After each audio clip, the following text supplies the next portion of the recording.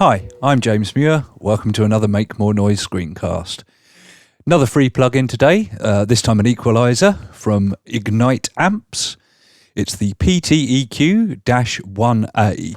It's part of the KVR Developer Challenge 2012, and it looks very much like an old-style Pultec EQ, which we'll talk a bit more about in a minute. In the meantime, let me just show you where to get it from. So you need to go to kvr-audio.com/KVR-developer-challenge/2012. We're obviously on a Mac because we're downloading for Logic, and Logic is Macintosh only. So we need the Mac download here, version 1.01, and click the download button to set things rolling. I'll cut away while this is downloading because you don't need to watch that happening, and I'll come back and I'll show you how to install it. Okay, that's all downloaded now and is sitting in our downloads folder. So I'm just going to drag that out to the desktop, make things a little bit easier to see for now. And I'm finished with Safari. Don't do what some people have done and quit Safari when I do. So here we are, blank canvas. So if we double click to open our Ignite Amps folder, we can see we've got an AU and a VST. So depending on which host you use, you'll need to install one or the other. In our case, obviously, it's going to be AU, and this is just a component. So I think we've discussed this kind of thing in the past, and I know there's a video on our channel about installing audio units. Because it doesn't come bundled with an installer program, we have to drag this to the right location. These days, I am now on 10.8.2, or Mountain Lion as it's called. So it's a little bit more tricky than it used to be. You used to just be able to drag it to the right location. Now you have to also find the right location. So if you go to the Go menu at the top of the window when you've got no other programs open, so we're just on the desktop here, and hold down the Alt key, you'll see a library appears. So if I let go of the Alt key, it disappears. Hold down the Alt key, it comes back. So we need to put this in the library. So holding down the Alt key, click on library, which opens the window for us.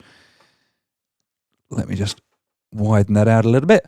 And we obviously need to go to Audio, Plugins, Components, and you can see we've already got one component nestled in here. So I'm just going to open the Ignite Amps folder again and drag out AU across. Literally just this component file needs to go into the right folder. We're just going to shut those two windows down now, and I'll launch Logic. I'll quit Logic because every time you install a new audio unit, you need to run Logic from scratch so it can scan the audio unit, make sure it's approved of. If you're in 64-bit Logic, you need to do this when it's in 64-bit mode, or 32-bit if you're in 32-bit mode.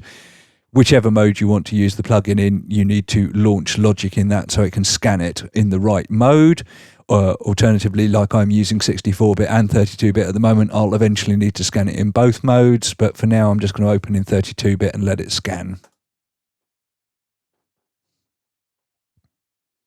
This will take a couple of seconds.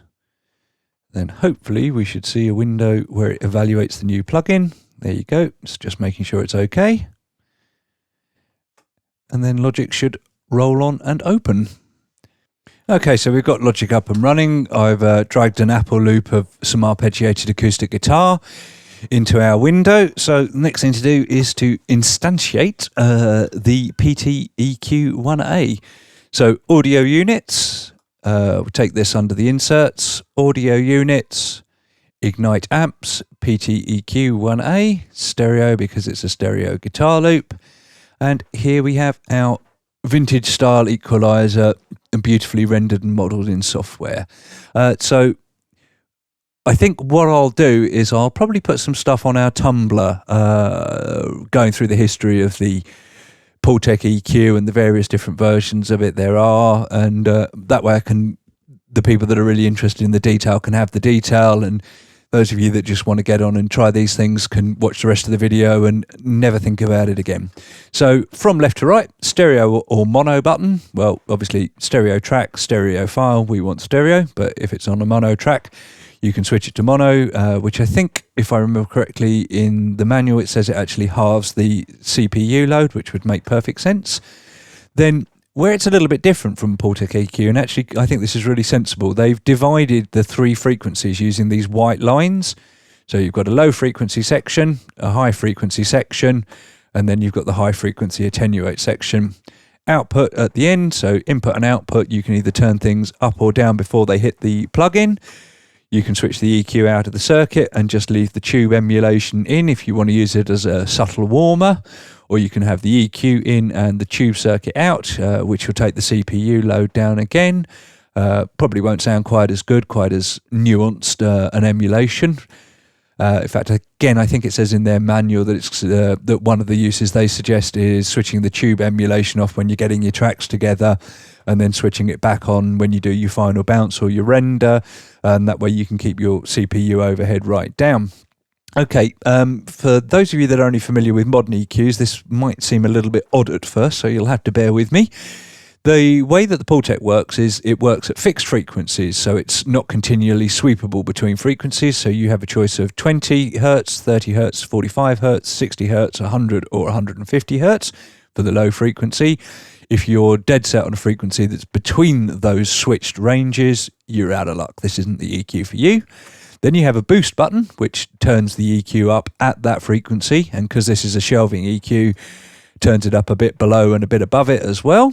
And you have an attenuate, which turns it down at that frequency, which is a little bit counterintuitive because you would feel like you're boosting normally turning a knob like that. But the way I think about it is more attenuation, more boost. So you're turning it up to get more of the thing that the knob is called.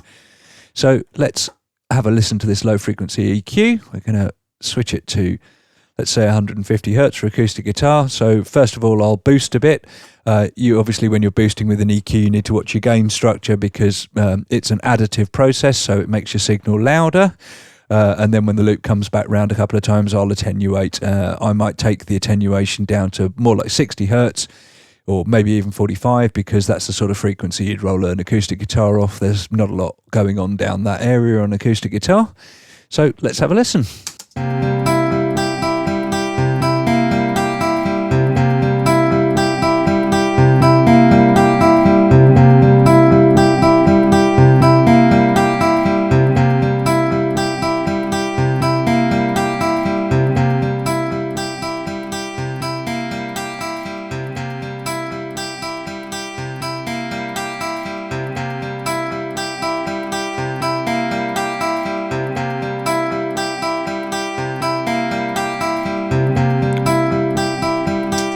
Okay, so that's the low frequency section. Let's move to the high frequency section. Same sort of idea.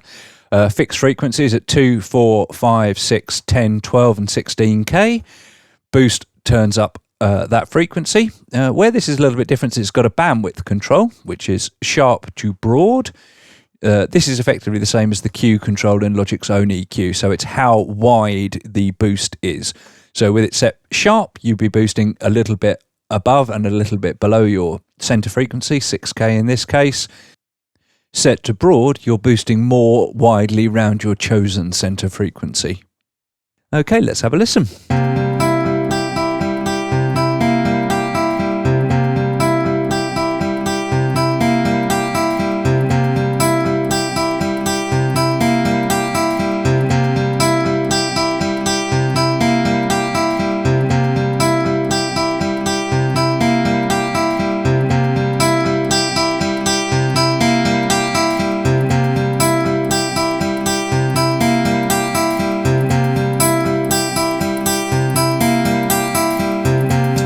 And then the third and final section is the high frequency attenuate. So again, fixed frequencies, 5, 6, 8, 10, 15 and 20K. So you pick your frequency at which you wish to cut.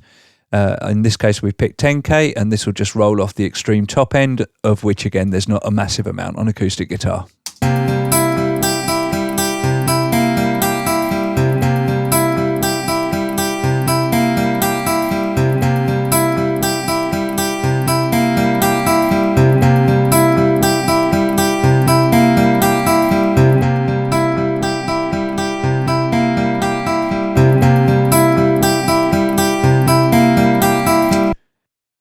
And that's the PTeq-1A from Ignite Amps, courtesy of the KVR 2012 Developer Challenge.